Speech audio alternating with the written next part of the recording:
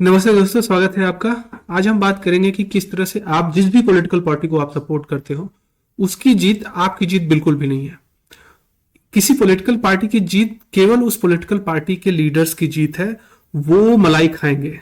आपको क्या मिलेगा ये तो समय ही बता सकता है। ये विचार मेरे मन में आया क्योंकि मैंने बहुत लोगों को देखा कि बीजेपी सपोर्टर्स जो कि ज्यादातर हैं इस समय, और कांग्रेस सपोर्टर्स भी कई सारे हैं, तो ये लोग इसी में खुश हैं कि हमारी सपोर्टेड पार्टी जो है वो इलेक्शन जीत गई। बीजेपी सपोर्टर्स यूजली, क्योंकि कांग्रेस कहाँ जीत ही रही है आजकल, तो उनकी तो बात ही छोड़ दीजिए। और एक बार जैसे इलेक्शन हुआ, अपनी पार्टी को जिता दिया इन्होंने, बस इनका काम खत्म।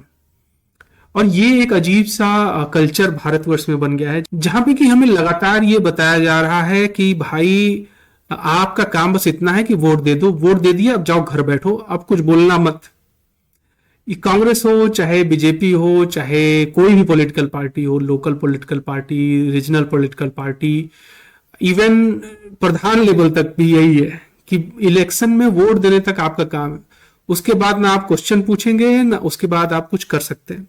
और इसीलिए एक ऐसी स्थिति बन गई है जहां पे अगर आप आज बीजेपी का थोड़ा सा क्रिटिसाइज कर दे तो बीजेपी के इतने सारे सपोर्टर्स हैं, वो आगे भाई लगते हैं बवाल काटने, तुम क्या जानो, मोदी ही सब जानते हैं। ये बहुत ही बुरा है हमारे देश के लिए, क्योंकि जिन चैलेंजेस से हम आगे जाके लड़ने वाले हैं, जो चैलेंजेस हमारे देश के सामने आने वाली हैं, उसके बारे में पॉलिटिकल पार्टी का अगर काम बस यही है कि उसको इलेक्शन जीतना है, तो उन चैलेंजेस से हम कैसे लड़ेंगे। पॉलिटिकल पार्टी का काम तो ये भी है ना कि एक बार आप इलेक्शन जीत गए उसके बाद आप पॉलिसीज बनाइए ऐसे, या फिर एडमिनिस्ट्रेशन ऐसा सेट करिए कि जो चैलेंजेस हैं उनको हम सॉल्व कर सके। प्रॉब्लम हमारे यहाँ पे है कि हमारी पॉपुलेशन बहुत ज्यादा है, और डेमोग्राफिक डिविडेंड जो बोलते हैं वो बिल्कुल नहीं है। हम लोग डेमोग्राफिक डिजास्टर भी मैं नहीं बोलूंगा, एक ये डेमोग्राफिक बोझ है जो कि हमें नहीं पता कि कैसे संभालना है। और आने वाले समय में जब एआई से मैन्युफैक्चरिंग में भी एआई आ जाएगा और लार्ज स्केल मैन्युफैक्चरिंग एआई के थ्रू होने लगेगा, और लोगों का लेबर जो है उसका उतना यूज नहीं रहेगा, फिर हम क्या करने वाले हैं। हमारी सरकार इस बारे में क्या सोचती है। हमारे देश के एआई पे डेवलपमेंट या एआई पे जो थिंक टैंक है उसका बजट यहाँ पे एक राज्य के लाडली बहना के बजट से कम है। और हमारे देश में एक अजीब सा एक पॉलिटिकल फैशन बन गया है जो कि फ्री में पैसे बांटने का बन गया है। हर राज्य में इलेक्शन के पहले फ्री में पैसे बंटते हैं। एमपी में बंटता है, हरियाणा में बंटता है, अभी इलेक्शन हुआ था बिहार में तो वहां भी बंटा है। और ये एक बहुत बड़ा रायता फैला जा रहा है जो कि मुझे नहीं पता इसका सोल्यूशन क्या है यार। क्योंकि ऑब्वियसली जो पार्टी पावर में है वो कहेगी कि हम नहीं देंगे पैसा, तो जो अपोजिशन वाला बोलेगा हम फ्री में पैसा देंगे और वो इलेक्शन जीत जाएगा। तो प्रॉब्लम यहाँ पॉलिटिकल पार्टीज नहीं है, प्रॉब्लम है यहाँ पे वोटर्स, हम और आप, जो हमें लगता है कि हम पैसे मिलने पे वोट कर देंगे और पॉलिटिकल पार्टी आ जाएगी। तो भाई उसके बाद आप बताओ, मतलब कि आप खुद सोचो कि एक गांव का जो प्रधान है वो कम से कम अपनी जेब से पैसा खर्च करता है, तब इलेक्शन जीतता है और तब करप्शन करता है। यहाँ पे पॉलिटिकल पार्टीज है जो कि गवर्नमेंट का टैक्स पेयर्स का पैसा, मतलब बेसिकली हम लोगों का पैसा, हम ही लोगों को देके इलेक्शन जीत रही है, और फिर 5 साल उनकी कोई रिस्पॉन्सिबिलिटी नहीं है। और हम ही लोग ऐसे लोगों को बार बार वोट कर रहे हैं। और हमने ऐसा कंडीशन बना दिया है कि अगर कोई पॉलिटिकल पार्टी आके बोल दे कि भैया हम 1 रुपया किसी को नहीं देंगे, तो शायद हम उसको हरा भी दे। तो ये एक बहुत बड़ा प्रॉब्लम है जिसका सोल्यूशन मुझे नहीं दिख रहा है भाई, क्योंकि प्रॉब्लम वोटर्स हैं ना कि पॉलिटिकल पार्टी। प्रॉब्लम हम और आप हैं, ना कि कोई पॉलिटिकल पार्टी। किसी भी अर्थव्यवस्था पे राहुल गांधी की क्या सोच है, अर्थव्यवस्था पे मोदी की क्या सोच है। आप रोड पे जाओ किसी से पूछ लो, किसी को कुछ नहीं पता। जो मोदी के विरोधी हैं वो सिंपली राहुल गांधी की बात बोलेंगे, अरे सारा देश बिक रहा है, अबानी और अडानी के पास सब जा रहा है। और जो मोदी के सपोर्टर से बोलेंगे तुम क्या जानो, तुम जानते हो ज्यादा मोदी जी से, तुम तुच्छ आदमी, एक गांव का प्रधानी जीत के दिखाओ पहले फिर बोलना। और भाई सही बात है, मैं तो शायद अपने गांव की प्रधानी भी ना जीत पाऊं। अब यहीं पे सारी समस्या का जड़ है। हम ऐसे ग्रुप में बट गए हैं जहां पे हमको लगता है कि अगर हमारी फेवरेट पॉलिटिकल पार्टी जीत गई तो बस वहां हमारा काम खत्म हो गया, बस वही हमारा उद्देश्य है जीवन का, राइट। और मोदी को इस सिस्टम से क्यों प्रॉब्लम होगा, राहुल गांधी को भी इस सिस्टम से क्यों प्रॉब्लम होगा। अगर उनके सपोर्टर्स का यही काम है कि राहुल गांधी जीत जाए, well why would he care about that? Modi के सपोर्टर्स का काम है कि मोदी जीत जाए, why would Modi care about that?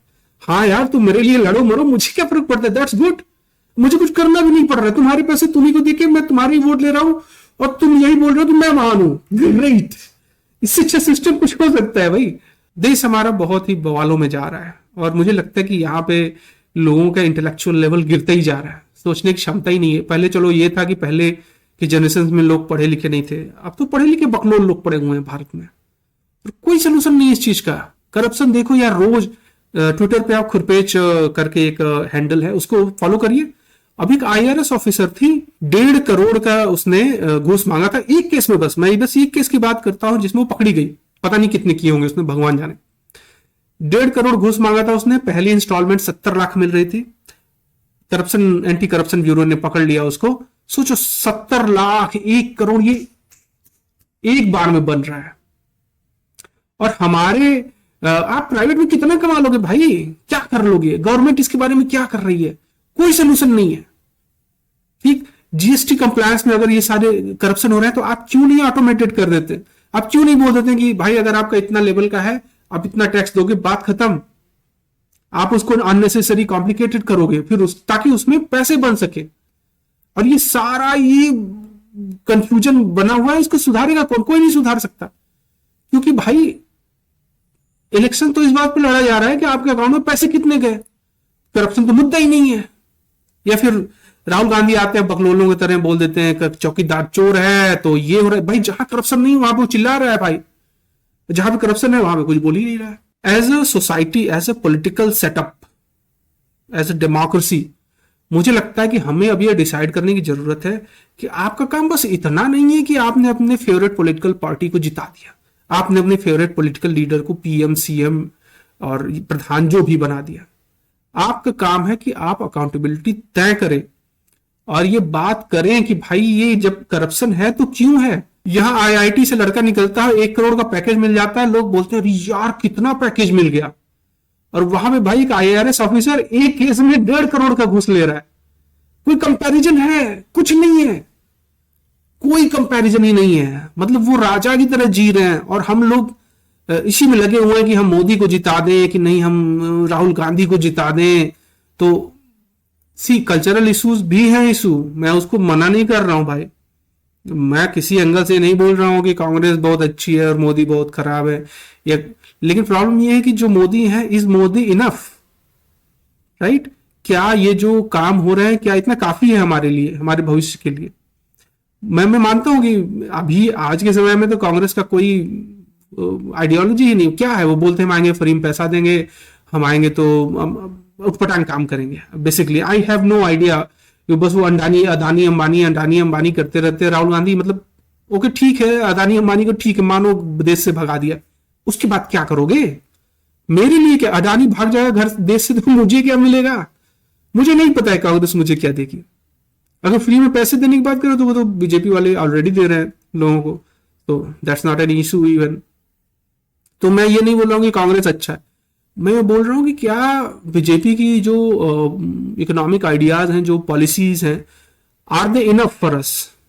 मुझे नहीं लगता।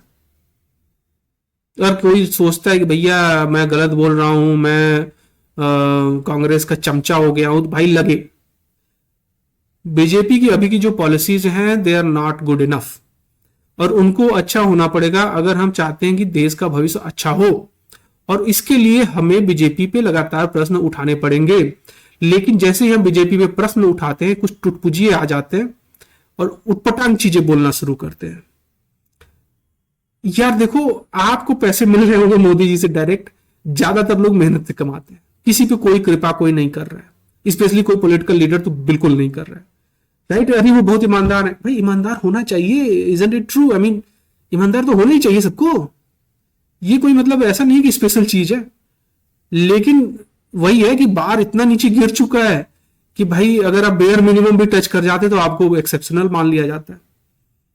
अब मुझे नहीं पता इन सारे प्रॉब्लम्स का सोल्यूशन क्या है। आने वाले भविष्य में जो एआई से प्रॉब्लम क्रिएट होगी, आज का जो जियोपॉलिटिकल सिचुएशन हो रहा है, कैसे हम इन लोग इससे निपटेंगे, क्या पॉलिसी है, कुछ समझ नहीं आता है। और हमारे देश का जो पूरा पॉलिटिक्स है वो इसी पे चल रहा है कि भाई हमारे जो फेवरेट लीडर हैं उनको जीतना चाहिए। यही देश के हर एक नागरिक का यही उद्देश्य है कि एक पर्टिकुलर पार्टी का जो लीडर है वो जीत जाए। ओके, जीत गए, अब क्या? अब नहीं पता कुछ, अब तुम प्रश्न भी नहीं उठा सकते। This is not good, this is not good. तो ये मेरे थॉट्स थे यार थोड़े से, क्योंकि मैं काफी निगेटिविटी आ चुकी है, समझ में नहीं आता कि होने वाला क्या है। और सबसे बड़ी बात कि आप प्रश्न ही नहीं उठा सकते हो, क्योंकि ऐसा नहीं है, प्रश्न उठाने पे ऐसा नहीं कि आपको कोई रोक रहा है या फिर ऐसा कोई लॉ बना दिया गया है। प्रॉब्लम ये है कि जैसे ही आप मोदी प्रश्न उठाओगे तुरंत बोल देंगे मतलब राहुल गांधी चाहते हो तुम। भाई ऑफकोर्स मुझे वो नहीं चाहिए, लेकिन मैं ज्यादा एक्सपेक्ट करता हूं मोदी से। He should do more,